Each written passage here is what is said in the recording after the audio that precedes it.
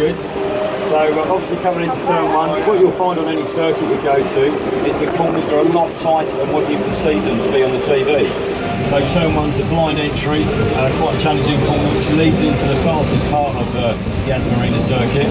And what you'll find out now as we turn around to the left, the track starts to rise up, so there's quite a lot of elevation change here. And like Philip will explain in a second, as you come up to the next turn, you can't really see the exit, can you? Absolutely. It's quite a fast first sector here.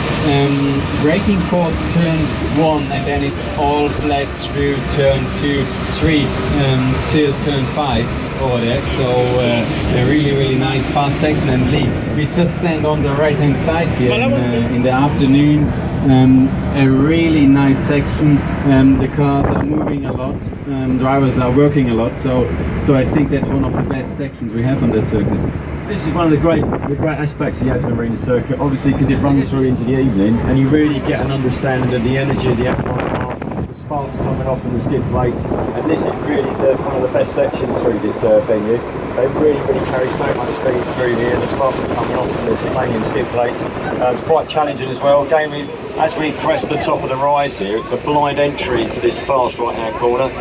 The marshals are having a little bit of a break, so give them a wave. They've obviously had a long day out in the sun.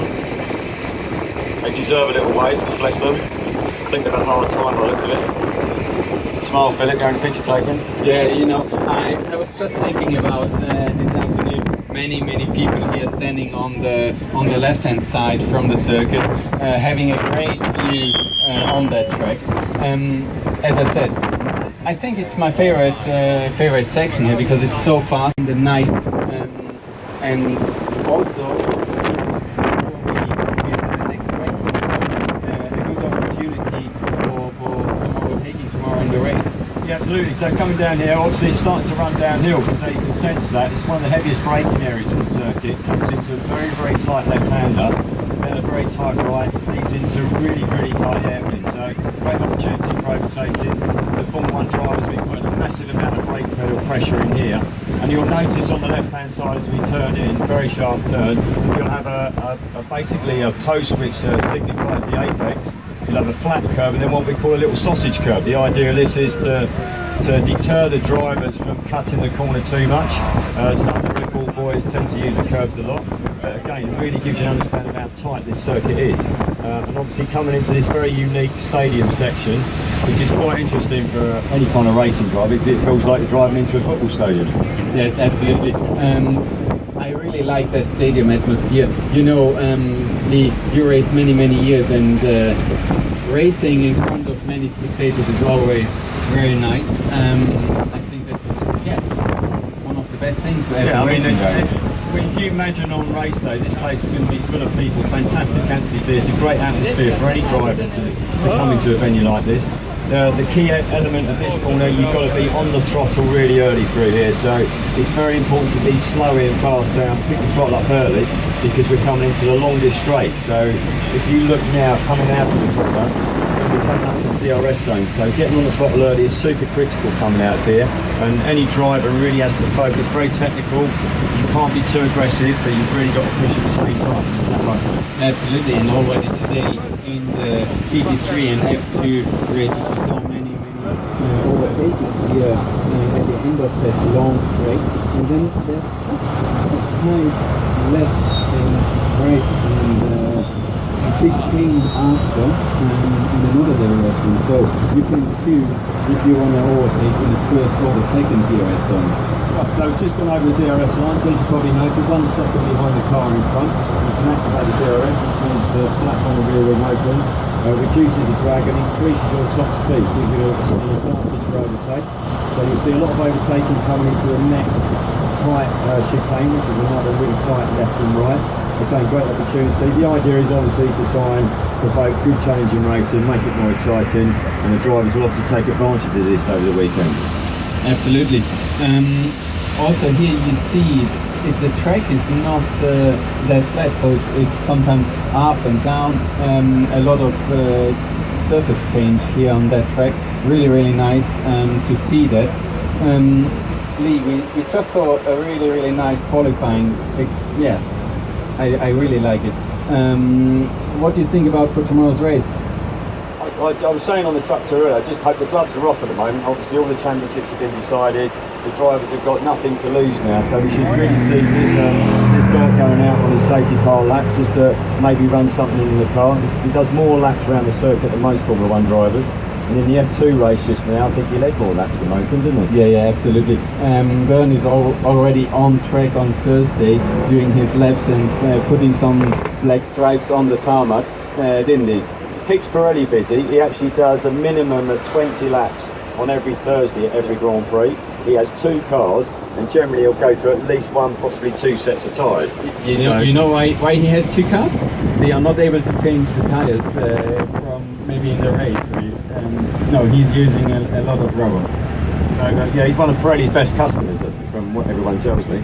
One of the things about the Marina, amazing facility, but what you probably picked up on, nearly every corner, the curbing looks the same. So as a racing driver, it's sometimes very difficult to distinguish some of the corners. So 1, you have to have a very good memory, or 2, you have to be a very instinctive driver, and particularly under the artificial lights. It's not that easy to pick out a braking point at plus 200 miles an hour, is it, Philip? Absolutely. And today, the drivers in qualifying, they were able to brake really late. So for tomorrow's race, they have to change the driving style, and I believe also that they have to defend their position. They have a heavy car, a lot of fuel in the car, especially at the beginning of the race. So it's a complete different driving compared to today. It's a totally different car, race car. As you notice coming through Chicago, you can feel the truck leaning to one side. There's a lot of camber change on the circuit. So coming out there, the drivers will be trying to look after their rear tyres. It's very easy to spin the rear tyres when you're coming out with a very slow corner and accelerated rod. So all these key features of any circuit, the drivers, the engineers will be working right up to the point of the start of the race to really get the optimum setup. It's a very technical environment, this one. There's not many high-speed bumps. It's not an old-school circuit, and it's very difficult to get the absolute optimum lap here. Absolutely. Just as we go on in the second DRS zone, here on the right-hand side there's the F2 and GP3 paddock. Really nice here. We have some different paddocks here, so F2 can use their own paddock for this weekend. It's a really nice opportunity here. I think that's the only racetrack that has this opportunity. Yeah, it's right? the only Grand Prix venue that actually has 3 pit lanes. So you've got the F1 pit lane, the support pad's really the one on your left hand side, and the one we passed earlier was the race school pit lane for the Marina circuit. So now we're coming into really the unique feature of it, which is the harbour and the marina aspect of the Marina circuit. The parties are starting already by the looks of it. And again, from a racing driver's point of view, with the Monaco and Singapore, it's really fantastic to go and start with each venue. Absolutely, it's a little bit like Monaco going to I really like this thing when I race there. It's just a big race, and you see the parties going on. Yeah, we have another concert tonight, so feel free to come back. So now we're coming into sector 3, so it's again critical part of the lap here.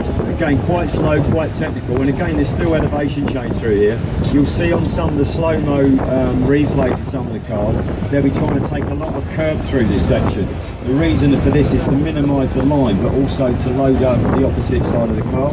And in slow-mo, the wheels will be coming off the ground through here, particularly as you get the transfer on the axles.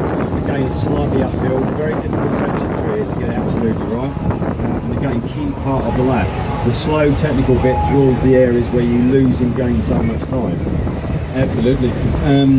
You see the curves there quite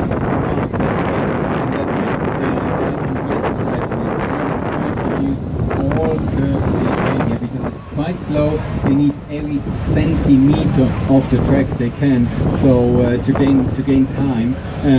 A really technical section after sector 1, quite fast. We have here a quite slow section. Quite a big difference to sector 1. this is where it's, you know, you've really got a car that works in all environments, and that's why, you know, they're probably spending a lot of time really trying to find the balance. So I do think the Red Bulls are looking quite good for this weekend. This section really suits the car because they've got a lot of mechanical grip. They run a lot of rake in the cars. That means that the back of the car is higher than the front, and that's why they spark a lot. So this is the real key part of the Marina. You can see all the yachts, all the parties. Hopefully Philip and myself and my other guys will be on one of them later on. That's the plan. Yeah, absolutely. Lee, I hope after I ask you in the afternoon, maybe you got now your ticket for tonight's party.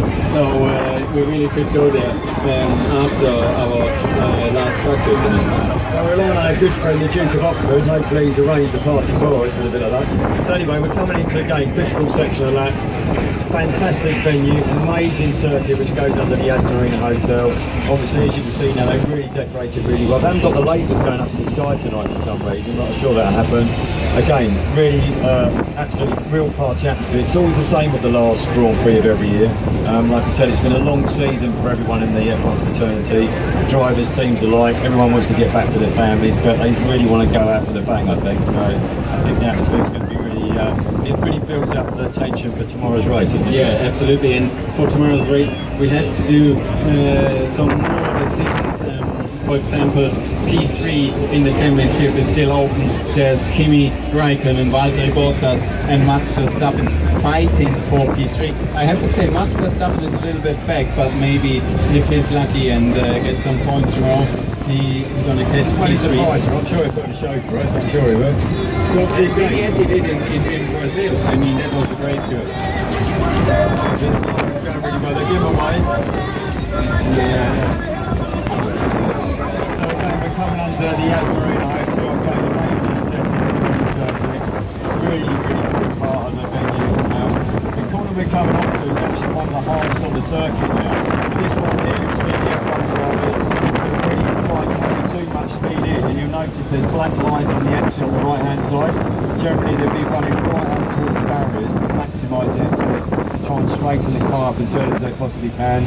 So as soon as you can straighten the car up, you can take more speed, increase your lap time. Absolutely, and here you have a really nice view over to the paddock. I really love it to see the paddock from here. I think, as we said already, it's one of the best tracks in the calendar, and it deserves to be the final race of the 2018 season. So the circuit was first launched in 2009, so it's become a really established Grand Prix. But one interesting fact is the current lap record was actually set in 2009 by Sebastian Vettel. So it'd be interesting to see if anyone can beat the race lap record this weekend. So it stood for a very long time, hasn't it? I'm pretty sure they will beat that lap record. Cars are going quicker and quicker, and I think we were talking about why 2019 was the quickest year in F1 in Abu Dhabi, and the tarmac changed quite a lot in that time. They renewed some curves, so they try to make it more difficult to drive. That's why they have still the lap record. Sebastian Vettel, I think it was a 138, if I'm not completely wrong, 138.2. Or 140. Once qualifying was 138.2, right? So, and then Lee, we are just going back to our start and finish straight. Well, this is it. This is obviously the crescendo of the lap. We've done 21 corners. Hopefully, we've done the best of our ability. The guys have got to spend 2 hours nearly driving around this circuit, and hopefully, with a bit of luck, then we'll be standing at the top three. We'll be standing on that podium. It'll be interesting to see what the top three will be. I think we're going to know kind of who it is, but we want all. So again, really unique environment here, coming up with the Royal Tower at the end of the straight. Fantastic kind of atmosphere under the lights. We've got the grandstand full up tomorrow. Obviously all the guys in their front teams, they'll be giving it absolutely 107% like they normally do. But yeah, it's a real, it's probably one of the best venues we've really seen in Grand Prix season. Absolutely. So I think from Lee and myself, thanks a lot for being our guests here this night on our truck tour. Hopefully see you tomorrow for the race. I'm really looking forward to it. Last race of 2018, I'm really looking forward to it. Yeah, you always get a bit of a kind of funny feeling. It's always a bit sad because we've all been on the road quite a lot, or everyone in the Formula One fraternity travels a lot. We all get to know each other. It's a really kind of nice kind of atmosphere. So, but at the same time, we all need a rest, and we're looking forward to next year.